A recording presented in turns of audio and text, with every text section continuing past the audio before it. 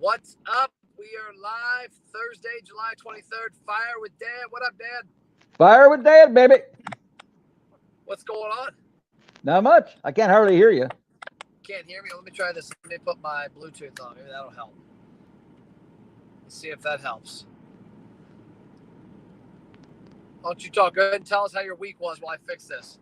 Well, I had a great week. Did my coaching on Tuesday and did several coaching sessions yesterday. Did 4 coaching sessions today and 2 networking groups, and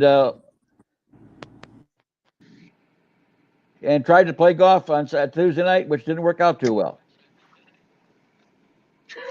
Yeah, golf. Golf didn't go as planned Tuesday night, did it? Not much. But I'll say you scared the crap out. We'll get into that story later. But you can hear me okay now? Yeah. Okay, there's a little bit of a delay. That's weird. Okay, so what I want to talk about today is you're Mr. Miyagi. I'm Daniel's son because you brought me up. You taught me all the stuff I know. But now it's time for Daniel's son to school Mr. Miyagi. Oh, is that right? Yeah, I'm going to school you. You know why? You Probably don't what value. You told me, probably what you told me the other night. Yeah, you don't. I think you and myself, all entrepreneurs, all businesses, have a hard time with believing in themselves enough to value their time and value what they're worth. And where this comes from, I'll tell the audience, the studio audience, or we don't have a studio audience, I guess the viewing audience, is that my dad is literally the Michael Jordan of sales coaches. He can teach people how to do things they never thought they would. He brings a ton of value to businesses, and he consistently undercharges to a point where he goes way overboard, doesn't charge enough. And I think it's because you're what, 74, right? Or 73? 73.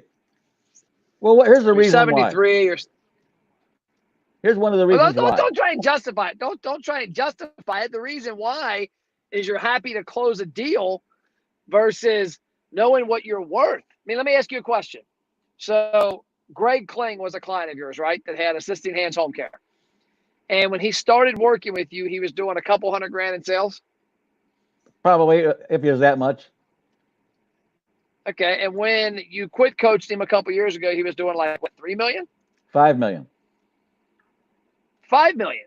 So if you took somebody from a couple $100,000 to 5 million, now granted he had other things that helped him, but let's just say that Dwayne Plapp's credited with $500,000 of that, which I think is low. Let's say you were credited with $500,000. You should be charging $50,000 a year. Am I right? Well, I don't know. I guess I don't know. I've never really put a number. I think some guys charge way too much. Other guys probably don't charge as much as they should.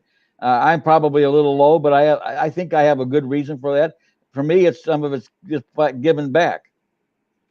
Give my opportunity to give something back for what I know, rather than try to get rich or make a lot of money. It has nothing to do with getting rich though, because I know what you're charging. I know what you're making as being semi-retired, and you're not making close to what you should. And you're not charging close to what you should. And it's not that even if you charge, I think, triple what you're charging, you wouldn't be getting rich.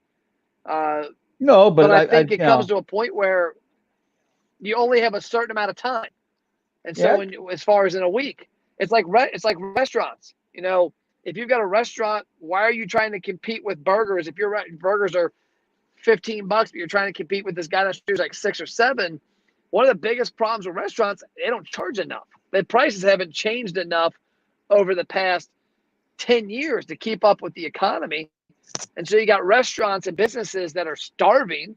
Oddly enough, restaurants are starving because they're not charging what they're worth. And I think when I look at you and when I look at a lot of entrepreneurs I talk to, you're selling time. A restaurant is selling seats. Me, I've got a lower price point than I had 3 years ago because I'm not selling my time. We've created a system that's repeatable, duplicatable. So we're going off of scale and trying to be more affordable to people at the same time, be scalable. But you only have so much time in a week. Yep. And I think that you need to value your time a hell of a lot more than you do. Well, I maybe you're right. I just never really thought about it, and I probably haven't. I haven't changed my prices in 10 years. I'm still charging the same amount I charged 10 years ago, which probably You not need a to smart change move. that. I know. I agree. All right, for Yeah, I think everybody, I'm raising my prices. So I raising his price. And the reason I bring this up is we all have to think about it. My radio kicked on. That was weird. We all have to think about it from a business standpoint. Every business is either selling a product. If you're a restaurant selling a product, and the people are sitting down in your restaurant, you have so many seats. If you're selling burgers, you have this many burgers, you have capacity. If you're selling time, like my dad is, and like a lot of business owners are, the consultants, you only have so much time in a week. And so there comes a point where I agree. You don't want to be the CEO of the big corporation that's getting $40 million a year while the employees are making $8. But you want to also value what you do, because you bring value to companies. And if a company's paying you, like you had a deal, I won't say the price or the name, but you told me the numbers the other day, and it cracked me up, because you literally, when you look at your travel time of 4 hours to go see them every week. I can't hear you. You're something wrong. Can you hear me now? Yeah, I can hear you now. Okay, Hello? that was my alarm. My phone went off. Yeah, I'm here. But when you look at all the time you put in, that I think a lot of times people that are coaches look at, okay, this company's hiring me for an hour every other week, so 2 hours a month. I'm going to charge this month. There's my time. Well, no, you got prep time, you got travel time, and I think you have to look at that more. I think because a lot of businesses I deal with don't look at it, and a lot of restaurants. Like I talked to a guy named David Scott Peters a few weeks ago, and he talked about restaurants that have a very unique item. That if you have an item on your menu nobody else has in the town, and consumers flock to eat it, yeah, don't quadruple the price, but that's a product you can raise the price by 50 cents or $1 to get a little margin, so that you can have a more profitable restaurant. Because if you're not profitable, you don't exist in a year. I understand. You still, Mr. Dad, raise your right hand. I, Dwayne Plapp, will raise my prices and value my time more. I will, Dwayne Plapp, will raise my prices and value my time more. Okay, cool. Well, that's all I got. You got anything else? Not really. My topic for today was make it happen. Okay, if you're out networking and you're out doing things are starting to open up, so start making it happen. Don't be standing on the sidelines watching it happen, or not figuring out what happened. Make it happen. Make it happen. Get out there. Activity breeds activity. Exactly.